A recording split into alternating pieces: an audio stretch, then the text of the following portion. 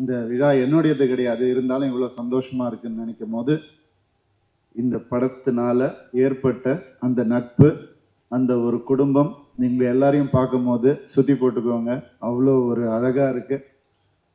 இதே மாதிரி இந்த வெற்றியும் அமைஞ்சிடும், கண்டிப்பாக அமைஞ்சிடும். அப்படி அமைஞ்சிடுச்சுன்னா, அப்படி அமைகிற நேரத்தில் அதுக்கும் என்னை கூப்பிடுங்கன்னு சொல்லி அன்போட கேட்டுக்கிறேன்.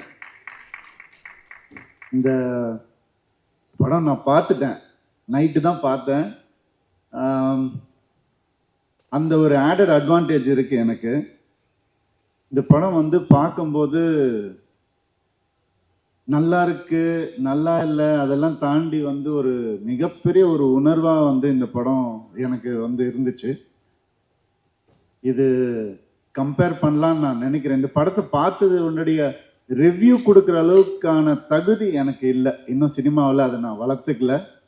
அது நான் இன்னும் கற்றுக்கிட்டே இருக்கிறதுனால எனக்கு வந்து இந்த ரிவ்யூ கொடுக்கணுன்னா ஒரு அளவுக்கு கற்றுக்கிட்டு தான் கொடுக்கணும். நான் இன்னும் கற்றுக்கிட்டே இருக்கேன்னு தான் நினைக்கிறேன்.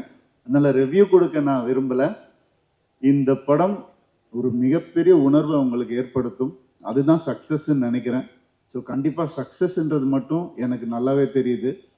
பாலு மகேந்திரா சாருடைய வீடு படம் நமக்கெல்லாம் எவ்வளோ பிடிச்சதோ இந்த படம் அந்த அளவுக்கு கண்டிப்பாக பிடிக்கும்ன்ற பெரிய நம்பிக்கை எனக்கு இருக்கு. அதை வந்து எல்லாரும் இந்த படம் ரிலீஸ் ஆனதுக்கப்புறம் கண்டிப்பாக அதை பற்றி பேசுவாங்க, மென்ஷன் பண்ணுவாங்கன்னு நான் நம்புகிறேன். ஏன்னா அந்த உணர்வு வந்து only because of Sri Ganesh தான் நமக்கு ஏற்பட்டது. All the best. Balu Mahendra சாரை விட மிகப்பெரிய டைரக்டராக வரணும்னு நான் ஆசைப்படுறேன். All the best to you.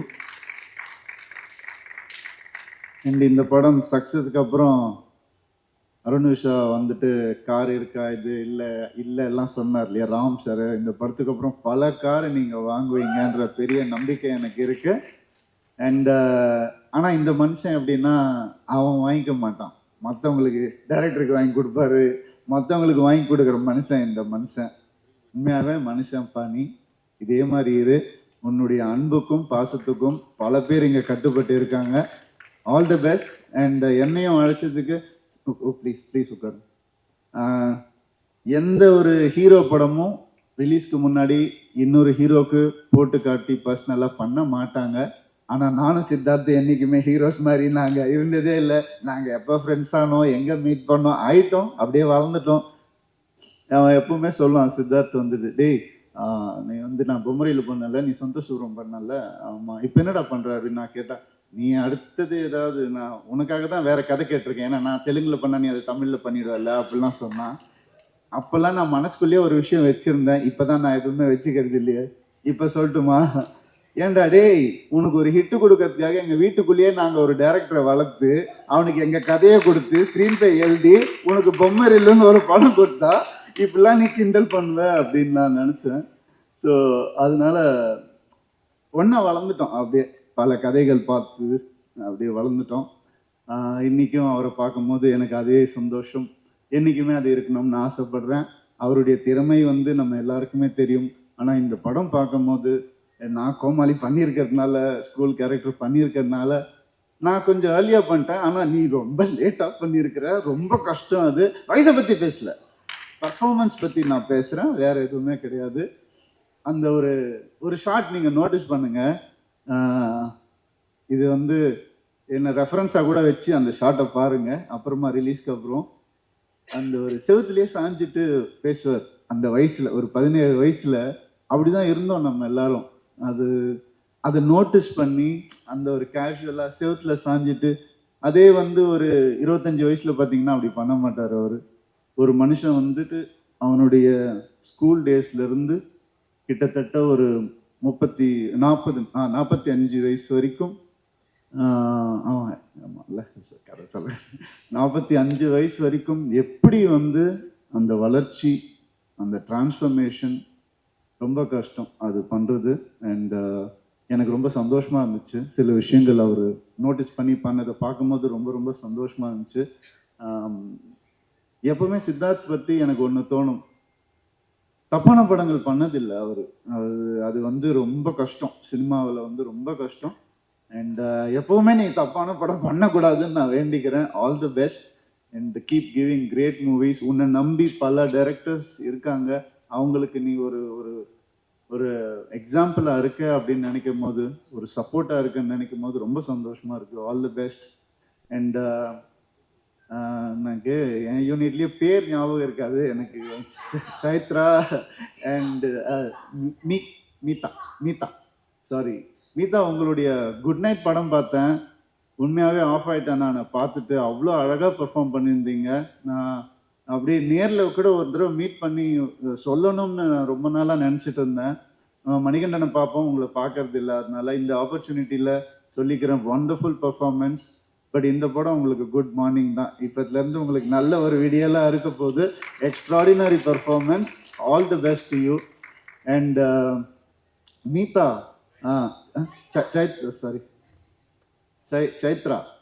Chaitra வந்துட்டு எப்படின்னா, புதுமுகம்னாலே ஒரு ஒரு அட்ராக்ஷன் இருக்கணும் கண்டிப்பாக. அதனால தான் அவங்க அந்த படத்தில் செலக்ட் பண்ணியிருப்பாங்க. இந்த படம் வந்து your performance is attractive to the core.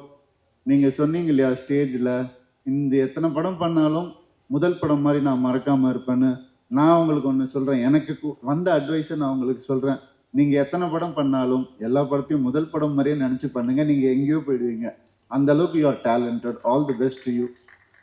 And நான் வர வழியில் அப்படியே எல்லாரையும் மீட் பண்ணிட்டு வந்தப்போ, காஸ்ட் கூட ஆக்டர்ஸ் கூட வந்துட்டு நம்ம மியூசிக் டைரக்டர் உட்காந்துருந்தார். நான் அப்போ அவரை பார்த்துட்டு, நான் அவரை முன்னாடி பார்த்ததில்லை. சரி, இவர் படம் பார்த்துருக்கோமே, இவர் எந்த கேரக்டர் பண்ணியிருக்காருன்னு ரொம்ப நேரமாக யோசிச்சுட்டு இருந்தேன். எல்லாருக்கும் நான் வந்து விஷஸ் சொன்னேனே, இவர் இப்போ எடிட்டிங்கில் தூக்கிட்டாங்களோ அப்படிலாம் யோசிச்சுட்டு இருந்தேன். எப்படி இவர் அட்ரஸ் பண்ணுறது என்னன்னு தெரியல. அப்புறம் தான் மியூசிக் டைரக்டர்னு தெரியும். ஒரு டைரக்டருக்கும் ஒரு ஆக்டருக்கும் என்ன வேல்யூ இருக்கோ இந்த படத்தில், அதோடைய டபுள் வேல்யூ வந்து இந்த படத்தில் மியூசிக்கு. நான் வந்து 10th மினிட்ல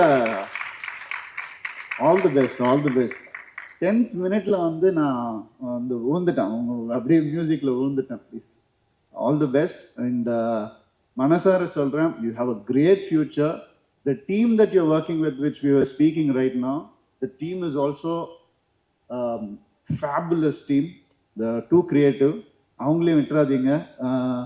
எக்ஸ்ட்ராடினரி. நீங்கள் அந்த வேற ஒர்க் பற்றி பேசுங்க. அவங்களும் சூப்பராக உங்கள் லைஃப் மிகப்பெரிய ஒரு சக்ஸஸ்ஃபுல்லாக இருக்க போகுதுன்னு நான் நம்புகிறேன். அண்ட் நான் என் லைஃப்பில் வந்து ரெண்டட் ஹவுஸில் இருந்ததே இல்லை. எப்போவுமே எனக்கு சொந்த வீடு தான் பிறந்ததுலேருந்தே. இப்போ நான் ரெண்டட் ஹவுஸில் இருக்கேன். ஸோ நிறைய ரிலேட் பண்ண முடிஞ்சுது. கூடிய சீக்கிரம் எனக்கு இந்த படம் பார்த்து ஒரு பெரிய இன்ஸ்பிரேஷனாக இருந்தது. என் லைஃப்பை ரீலிவ் பண்ண மாதிரி இருந்துச்சு. என் லைஃப்பை லிவ் பண்ண போகிறேன்னு தோணுச்சு. இனிமேந்து நல்லபடியாக ஒரு படம் அந்த ஒரு இன்ஸ்பிரேஷனை எல்லாருக்கும் கொடுத்தாலே போதும். அந்த இன்ஸ்பிரேஷனை இந்த படம் கொடுத்துருக்கு. ஐயா, உங்கள் பையனை செம்மையாக வளர்த்துருக்குறீங்க, வேறு லெவல். அருண் வந்து எப்பவுமே ஒரு நண்பனாக எங்கள் கூட இருக்கணும்னு நான் ஆசைப்படுறேன். நான் உங்கள் கூட பெருசாக பேசினது இல்லை. I'm glad that you are there next to him in his every step. And I heard a lot about you. உட்காந்துருக்கும் போது இதே மாதிரி நீங்கள் சிவசக்தி மாதிரியே இருக்கணும்னு ஆசைப்படுறேன் என்றைக்குமே லைஃப்பில். All the best. யாரையாவது மறந்துருந்தா மன்னிச்சுக்கோங்க. தேவயானி மேம், சாரி, மறக்கவே முடியாது. இல்லை, இப்போ ரீசெண்டாக போயிருந்தேன் மேம் ஒரு ஃபங்க்ஷனுக்கு, ஒரு ரெஸ்டாரண்ட்டுக்கு, ஒரு சின்ன விஷயமா. அப்போ நான் அண்ணான்னு கூப்பிட்டா அவர் திரும்பி, சார் என் பேர் ராமண்ணா அப்படின்னு சொல்லும் போது டக்குன்னு உங்கள் ஞாபகம் வந்துச்சு. அந்த டைலாக் அவ்வளோ ஃபேமஸ். அண்ட் ஜீனி, உங்கள் கூட நடிக்கணும்னு நான் சொல்கிறேன் மேம். அது இன்னொரு ஃபங்க்ஷனில் அதை பற்றி நல்லா பேசுவோம் மேம்.